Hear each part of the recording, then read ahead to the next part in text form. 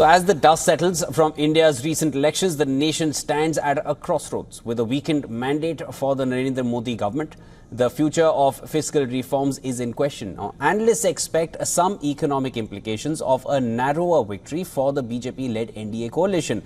Despite exit poll optimism, the reality of a slim majority sparks concerns about the pace of fiscal consolidation. Now, Moody's warns of potential slowdowns in reform efforts due to the diminished political strength. The ratings agency recently boosted India's economic outlook. The fiscal deficit, a key measure of economic health, remains a focal point.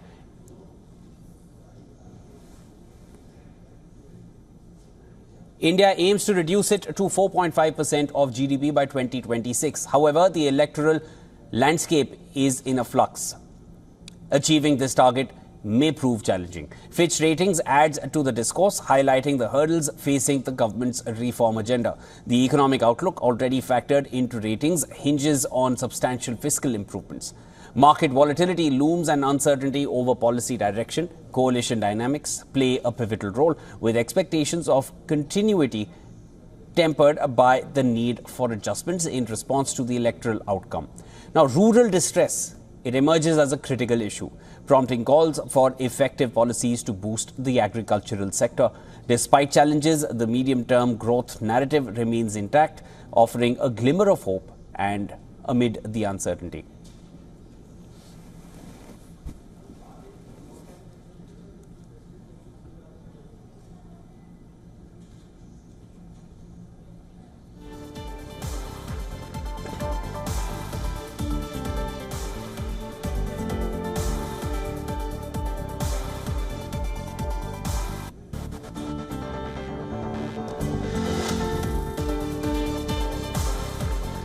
Of course, with the results of the elections coming out, and it definitely proves that it's a weakened mandate for the Narendra Modi government, the future of fiscal reforms is, of course, in question, given the fact that this is not going to be a government with complete majority. This is the first time that Prime Minister Modi, whether as Chief Minister earlier or as Prime Minister, has come with a lesser majority.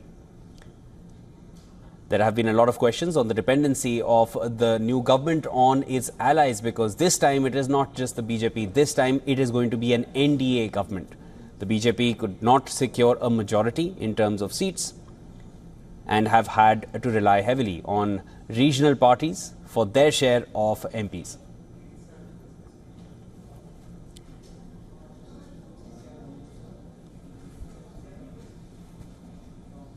As India charts its course forward, the focus shifts to the upcoming budget announcement.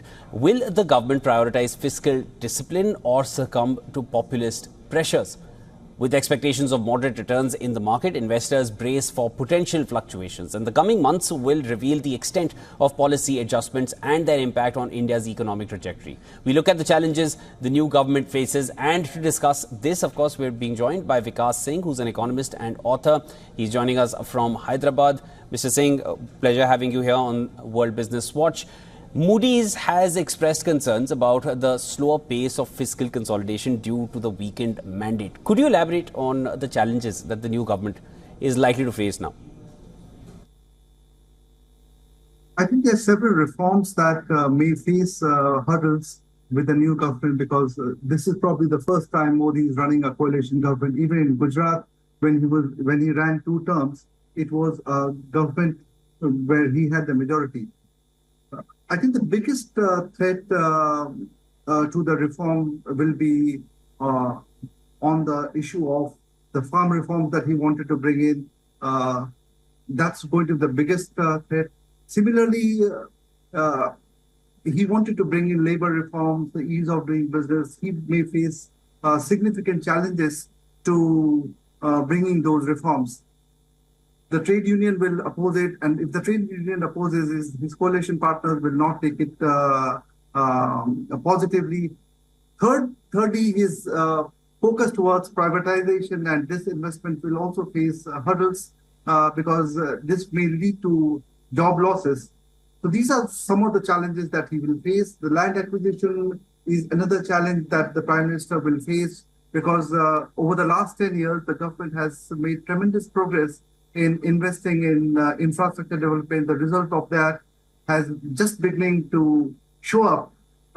But with a coalition government, he will face immense challenges from his coalition partners if he wants to acquire land, which is key to infrastructure development. Mr. Singh, yeah, please go ahead.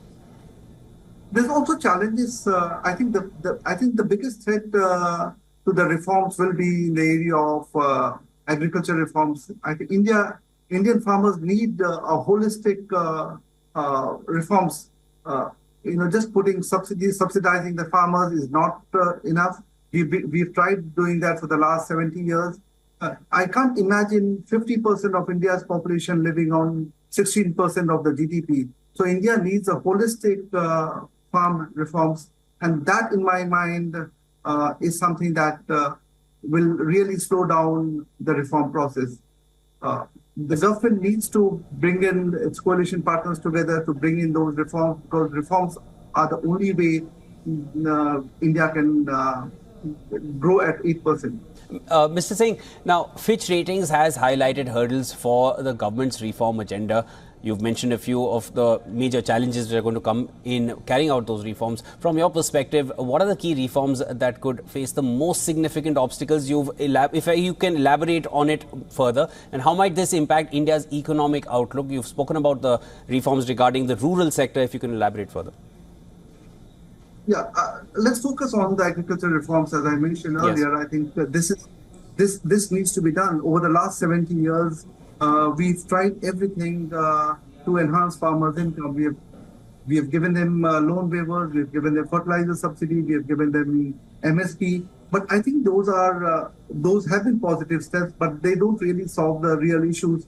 The real issues of the farmers is that there are just too many farmers for too little land. The farmland halves every 7 years, and I'm saying that because the data shows that if an average farmer has 3 children, over the next 20 years, the farm is divided by 3. So every 7 years, the farm is half. With low land holding, there's no way a farmer can make a livelihood out of farming. So that's a big challenge. The government needs to bring in holistic reforms in that. Now, Nitish Kumar and Chandrababu Naidu, I mean, they're seasoned politicians. Both of them have been chief ministers earlier. Naidu is known for his reformist view. However, over the last 10 years, we have noticed that nobody wants to really do anything radical as far as farmers is concerned. The government tried 3-4 years back, but it had to back down. We were hoping that with a clear majority this time, the Prime Minister may be able to push that reform through. He will have to really burn the midnight oil, yes. Make sure that his coalition partners are with him, yes. Because that's something that needs to be done. It affects about 50% of India's population. It affects about 65% of rural India. And without adequate income in the hands of the farmers, there will be not only yes. economic crisis, but also social unrest. Mr. Singh, thank you so much for joining in and sharing all your insights. Of course, a lot of the distress which has been highlighted after this election, through the course of this election rather, which has come in from the rural sector, which needed to be highlighted. And of course, a lot of the reforms are also going to be targeting the areas in the rural sector, the agriculture reforms, of course, that you've elaborated on in great detail. Thank you so much for coming in, making the time for us and sharing all your insights. Thank you so much. Have a good day.